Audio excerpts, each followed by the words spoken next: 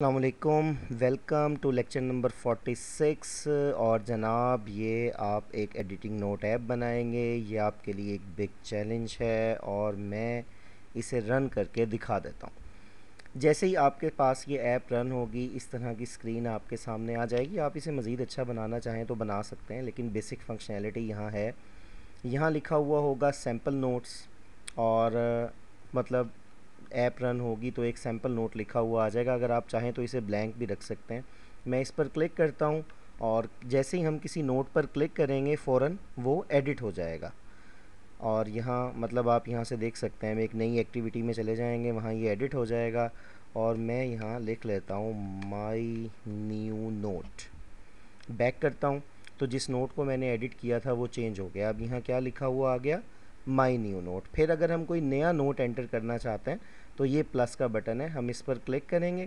Click करते ही हमें यहाँ नए नोट पर आ जाएंगे और एडिट, और यहाँ कुछ भी हम लिख सकते हैं। मैं जस्ट जाके चीज़ें अलग अलग रहें, माई सेकंड नोट ये लिखता हूँ। बैक करता हूँ तो देखें अब मेरे पास यहाँ दो नोट्स आ रहे हैं। किसी नोट में आप चेंज करना चाहते हैं, जैसे मैं माई न्यू नोट को यहाँ चेंज करता हूँ और चेंज करने के बाद ये माई फर्स्ट नोट ये लिख देता हूँ। हम बैक करेंगे तो ये एडिट होकर चेंज हो जाएगा, बाकी ऐसे ही रहेगा। फिर हम कोई मज़ीद नोट एंटर करना चाहते हैं, आप प्लस का बटन एंटर करें और यहाँ मैं लिख देता हूँ as usual my third note. Back करते हैं, ये नोट हमारे पास यहाँ पर सेव हो गए। अब जैसे मैं आपको बता रहा था कि ये क्योंकि परमानेंट है, और परमानेंट होने का मतलब ये है कि जब आप इसे दोबारा से रन करेंगे तो हमारे पास ये सेव ही होगा। और मैं इसे यहाँ से स्टॉप करता हूँ। स्टॉप करने के बाद इसे दोबारा से एग्ज़ीक्यूट करता हूँ। तो जब ये हमारे पास दोबारा एग्ज़ीक्यूट होगी ऐप, तो परमानेंट स्टोरेज यूज़ करने की वजह से आप देखेंगे कि ये हमारे पास सेव है। अब फिर अगर हम इनमें से किसी पर लॉन्ग क्लिक करते हैं, जैसे आप अपने मोबाइल पर लॉन्ग प्रेस करते हैं तो कोई मेन्यू ओपन हो जाता है। अगर मैं यहाँ क्लिक करता हूँ और क्लिक करके रखता हूँ, फ़ौरन एक क्लिक पर नहीं, मतलब मैं अगर एक बार क्लिक करूँगा तो डेफ़िनेटली ये एडिट के लिए ओपन हो जाएगा।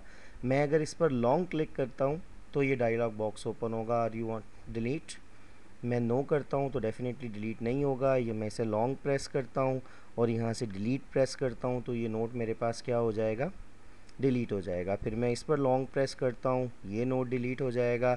तो आप नोट्स डिलीट कर सकते हैं, इसमें ऐड कर सकते हैं और एडिट कर सकते हैं। ये सारे के सारे काम इसमें किए जा सकते हैं और परमानेंट स्टोरेज हम इसमें इस्तेमाल करेंगे।